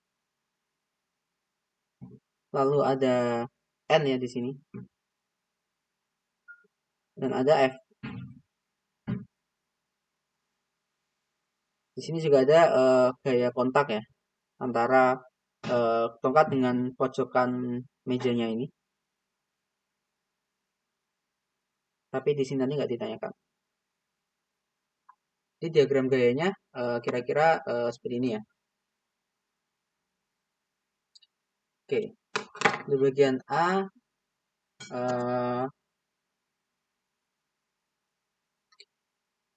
sekarang bagian A itu kan ia tidak terangkat. Nah, artinya kita bisa tinjau kondisi batas ya. Kapan si imba akan terangkat ya. Artinya dia akan terangkat apabila gaya normal sama dengan 0. Kenapa? Karena gaya normal itu muncul kalau dua permukaan saling bersentuhan. Nah, kalau nggak bersentuhan, berarti kan N-nya 0. Kalau N-nya 0 ya berarti dia artinya terangkat ya. Oke. Oh ya, lupa. Ini ada masa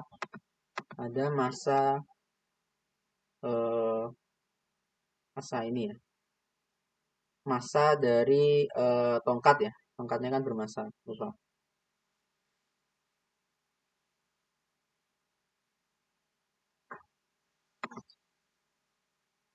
Nah, karena N sama dengan 0,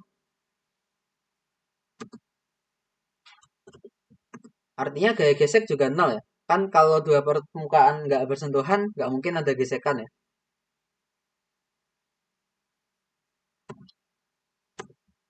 Nah, pertama kita bisa tinjau orangnya. Berarti kan di orang sigma F arah Y ya, arah Y. Ini sama dengan 0. Ya otomatis T sama dengan MG ya, karena gaya yang lain hilang. Jadi kan T sama dengan MG. Lalu tinjau batang. Nah, untuk batang boleh ditulis Fx Fy-nya, tapi itu kurang berguna ya. Lebih berguna kalau langsung kita pakai torsi saja. Artinya konsep kesetimbangan itu kan gaya ataupun torsinya 0. Jadi bisa dua-duanya dipakai, bisa salah satunya aja ya. Di sini yang dipakai cuma torsi ya.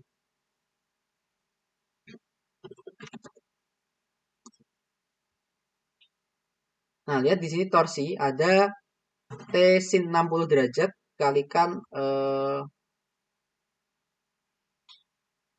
L. Kalikan 2L. Jadi T sin 60 derajat kalikan 2L. Nah, kenapa T sin 60 derajat? Karena untuk membuat torsi itu harus tegak lurus ya. Jadi kan kita pengen torsi nih. Torsi itu harus gaya yang ke sini.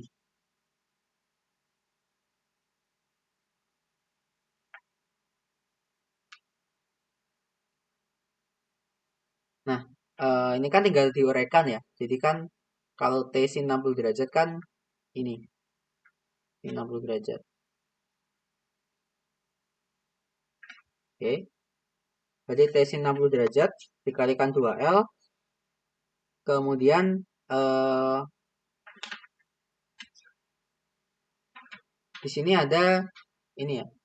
Selanjutnya ada torsi dari N dan dari MG. Nah, N dan MG ini kan N-nya 0. Tinggal torsi dari MG. Torsi dari MG, M besar G, sorry. Nah, ini perlu dikalikan faktor juga ya. Karena kita butuh MG yang arahnya ke sini. Nah, karena di sini 30, berarti di sini 60. Berarti MG sin 60 juga ya. Yang komponen yang tegak lurus. M besar G kalikan sin 60 kalikan, nah tapi dia kalikan L. Karena lengan gayanya hanya separuhnya ya. Sama dengan 0. Kita akan dapat T sama dengan MG per 2. Nah, masukkan T-nya. T-nya itu kan M kecil G. Sama dengan M besar G per 2. Nah, artinya di sini kita sudah dapat ya, massa minimum. Itu sama dengan M besar per 2. Ya, kelihatan ribet, tapi sebenarnya yang bagian A ini gampang. Baru bagian B, kalau cukup berat ya, artinya N-nya nggak sama dengan 0, F-nya juga nggak sama dengan 0.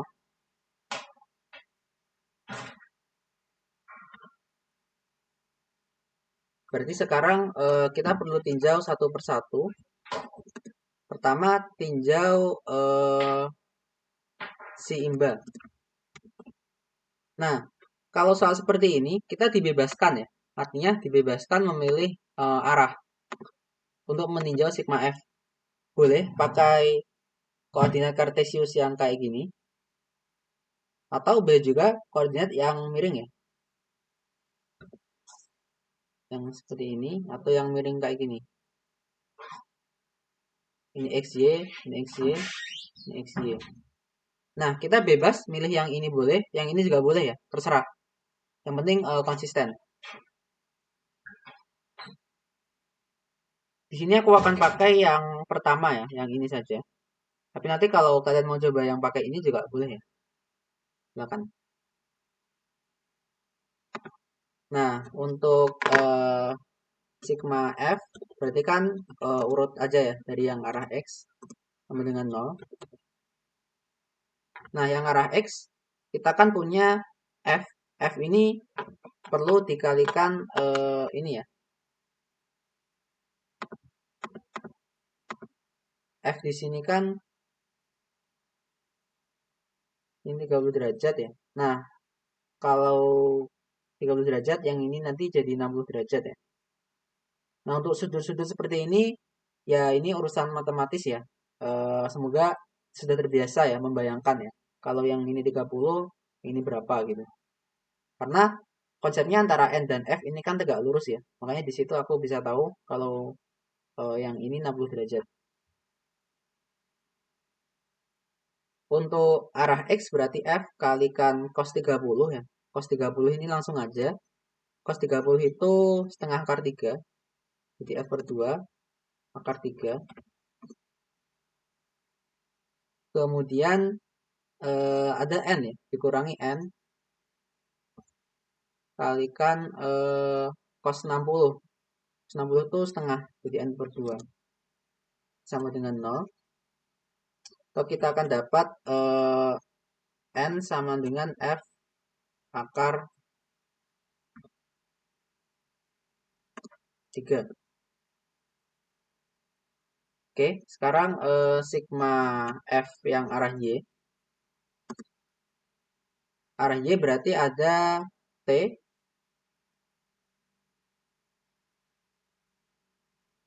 Ada T. T-nya kan ke atas. Nah, sisanya N dan N sin theta, sin 60 sama F sin 30 itu sama-sama ke atas ya. Jadi dijumlah F sin 30 itu setengah. Lalu N sin 60 itu setengah akar 2. Setengah akar 3. Nah, baru yang ke bawah ya. Yang ke bawah ini kan MG. Kurangi MG sama dengan 0. Nah, dari sini kita dapat ini ya.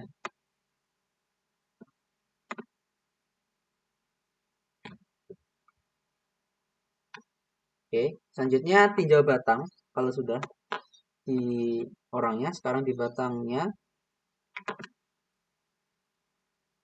Nah, torsinya sekarang T-nya masih ya. Masih seperti ini.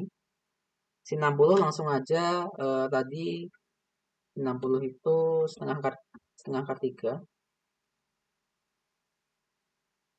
dikalikan 2L. Lalu sekarang torsi. Nah, torsi gaya normal itu searah dengan MG ya.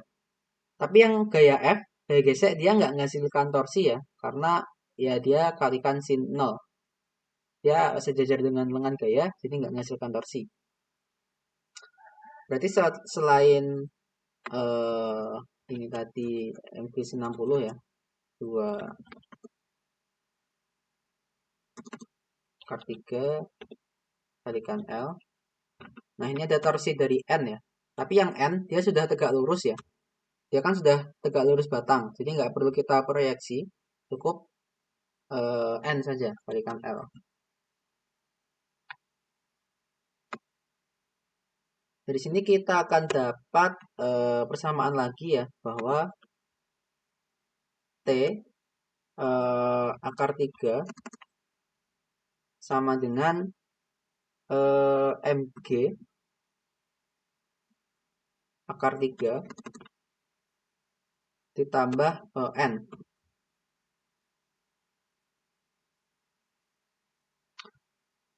Oke, biar lebih rapi, ini aku sebut persamaan 1.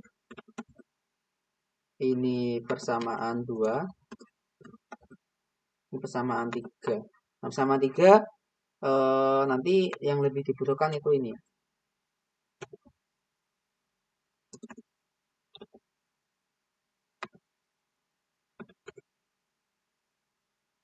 Ini persamaan 3. Oke, sekarang substitusi persamaan 2, 1 dan 3 ke persamaan 2. Nah, persamaan 2 kan ini tadi. Pertama F-nya. F-nya ini kan N per akar 3 ya, dari persamaan pertama. Jadi, atau F-nya itu N per akar 3 ya. Jadi di sini F. Ini N. Ini per akar 3.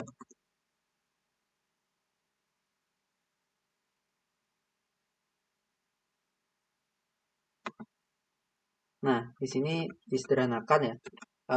N per 2 akar 3. Ini kan berarti N per 6 akar 3. ditambah N per 2 akar 3 sama dengan MG. Bisa disederhanakan lagi ya. Setengah tambah 1/6 itu kan hasilnya 2/3 ya. Jadi T ditambah 2/3 kalikan N kalikan akar 3. Nah, ini sama dengan MG. Baru N-nya kita masukkan jadi bersama 3. Di T ditambah 2/3 akar 3 dari N ya. N-nya kan ini.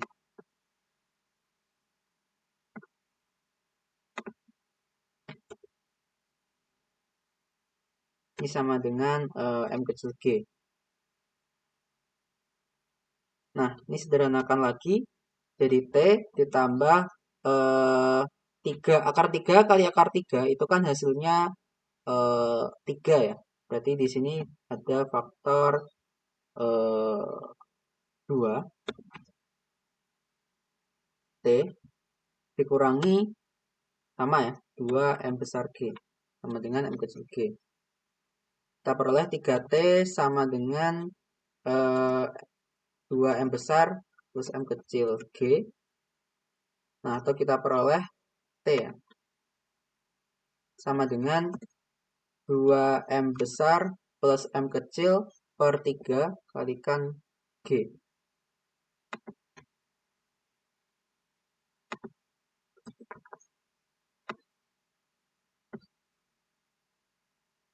Ini T-nya tinggal substitusi aja ya. Intinya sigma F, sigma FY, sigma nolnya. Yang penting itu sih kalau ngerjain soal. Nah, yang terakhir ini ya. Ini C harusnya. Koefisien gesekan minimum. Nah, ingat supaya dia diam, gesekannya kan harus statis ya. Artinya supaya tetap diam, gesekan harus statis ya. Artinya gesekan statis ya berarti F kurang dari sama dengan mu S kalikan N. Atau mu S itu harus lebih dari sama dengan F per N. Nah, kita lihat ya, F per N kita sudah dapat dari persamaan 1 ya. F per N, di sini kan tinggal bagi aja ya. Jadi F per N nanti 1/3. Dari persamaan 1, kita sudah dapat ya, bahwa mu S itu harus lebih dari sama dengan 1/3 atau 1/3 kali akar 3.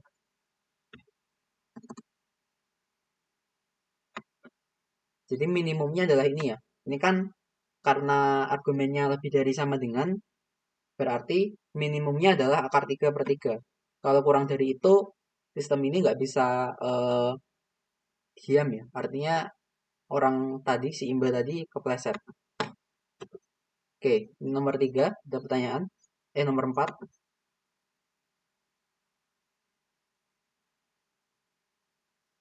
Kak, saya mau nanya, Pak. Ya.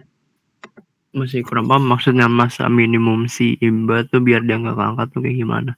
Dia nggak keangkat tuh maksudnya pas dia narik papannya atau dia ketarik sama talinya tuh gimana?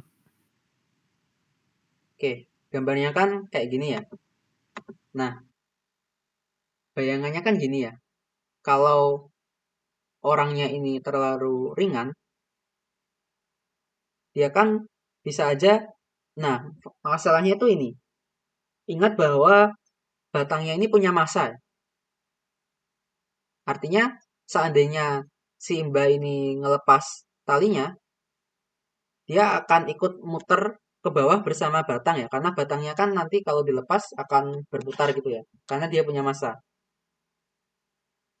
Nah, kalau massa si Imba ini atau orangnya ini kecil, dia akan tertarik ya. Karena ketika kita lihat sigma torsi di batang, dia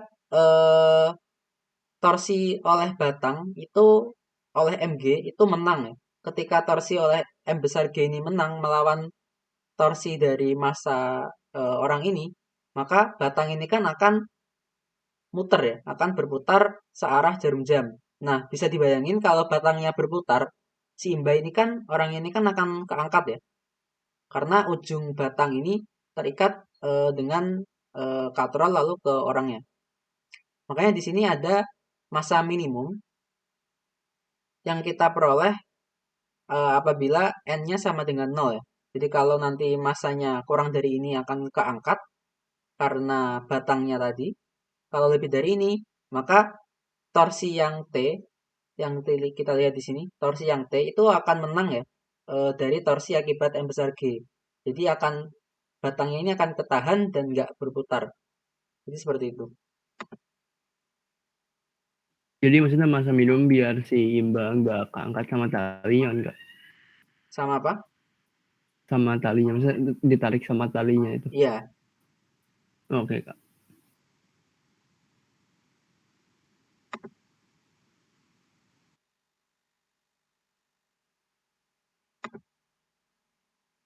Oke, kalau nggak ada, ini terakhir ya. Terakhir ini cepat aja, anehnya pendek. Nah, kalau pusat massa, biasanya kita dikasih massa titik semua, kalau nggak panjang semua, kalau nggak luas semua. Sekarang, bagaimana kalau dikasih yang panjang sama yang luas ya? Untungnya kita dikasih massa masing-masing benda, jadi ini gampang. Kalau dikasih massa masing-masing benda, kemudian eh, bangunnya sudah diketahui seperti ini, kita bisa cari koordinat pusat massa tiap benda. Yang pertama untuk benda 1,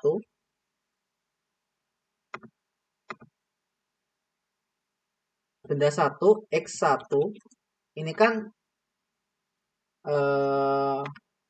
perhatikan ini ya. Batang itu kan tentu saja pusat massanya kalau homogen ada di tengah-tengah ya.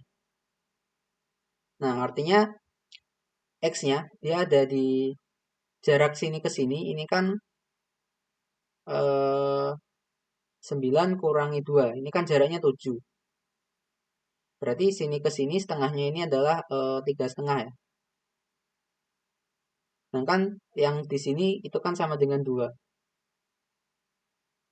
Berarti untuk X1 itu sama dengan 2 tambah 3,5 atau 5,5.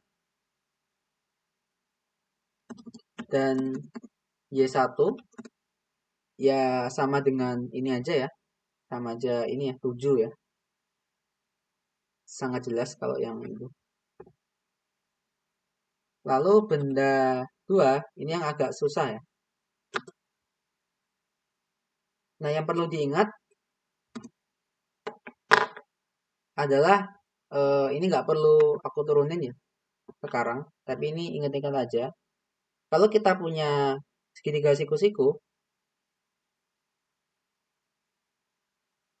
panjang sisi ini H, panjang ini B katakan, pusat massanya nanti akan ada di sini ya. Nah, jarak sini ke sini ini adalah B per 3, dan jarak sini ke sini adalah H per 3. Ini kenapa? Nggak usah dibahas sekarang ya. Kalau diturunin nggak cukup. Ini nanti kalau belajar yang kalkulus 1 ya, ada integral lipat, ini nanti kalian bisa nurunin ini ya, kalau mau nyoba. Kalau sekarang ya ambil aja bahwa pusat massanya ada di sepertiganya. Nah, berarti kan kalau kita sepertiga, sekarang dari sini ke sini, ini kan berapa ini? 4 kurangi 8 ya. 8 kurangi 4 jadi 4. Artinya pusat massanya yang di sini, dia ada di 4 per 3 ya. Nah, karena 4 per 3, jadi nanti jarak sini ke sini, ini adalah, ingat ya, sini ke sini kan 8. Jadi, dari sini ke sini kan 8. 8 dikurangi 4 per 3 ya. 8 kurangi 4/3 itu 6,67 atau 6 2/3. Sama kalau yang arah vertikal sini ke sini ini kan juga 4 ya, sama-sama 4. Sorry. 5 kurangi 1 ya 4 ya. Berarti yang sini juga 4/3. Sedangkan yang sini ke sini kan 1 ya. Jadi 1 ditambah 4/3. Nah, yang sini ke sini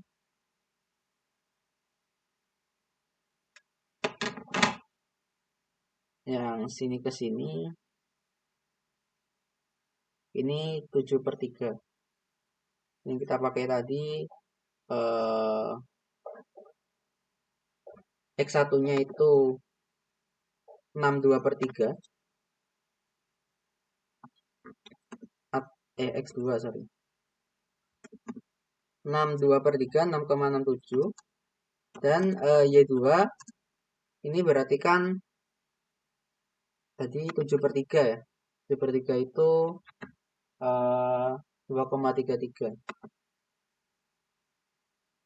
Untuk benda 3 ini gampang ya. Kalau persegi ya kebayang ya, pasti ada di tengah-tengah ya. Jadi karena ini panjangnya adalah 3, panjang sini ke sini 3, sini ke sini juga 3. Artinya sini ke sini itu 1,5, sini ke sini juga 1,5 ya. Jadi koordinat X-nya, ingat ini koordinat ya, positif negatifnya penting. Jadi X-nya itu adalah minus 2 ditambah 1,5 atau minus 3,5. Dan Y3-nya ini 2 ditambah 1,5 ya. Jadi 3,5. Oke. Dari sini bisa kita hitung langsung posisi koordinat pusat massa dengan ini ya. Untuk XPM itu formulanya adalah jumlah dari MI kalikan XI per total massa ya, atau MI. Nah, jadi massa benda 1 tadi massanya 635. Ini 6 kilo. Ini 3 kilo. Ini 5 ya.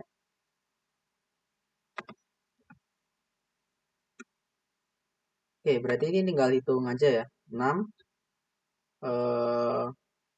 kalikan 5,5 ditambah 3 kalikan 6,67 ditambah 5 kalikan minus 3,5 dibagi 6 tambah 3 tambah 5. Nah, ini hasilnya adalah 6 kali 5,5 tambah 3 kali 6,67 tambah 5 kali minus 3,5 dibagi 14. Nah, ini 2,536 ya.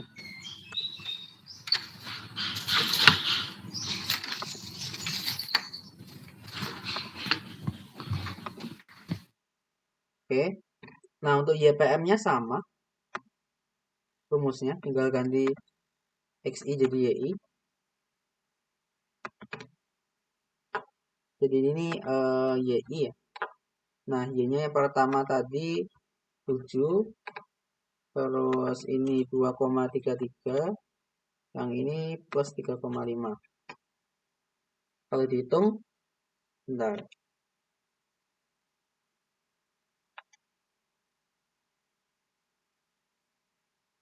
Hasilnya adalah 4,7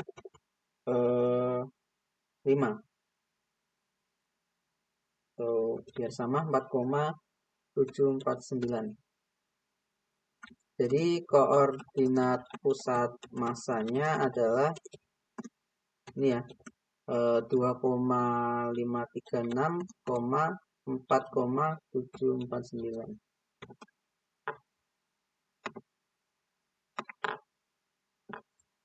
Oke, gampang ya yang nomor terakhir. Ada pertanyaan?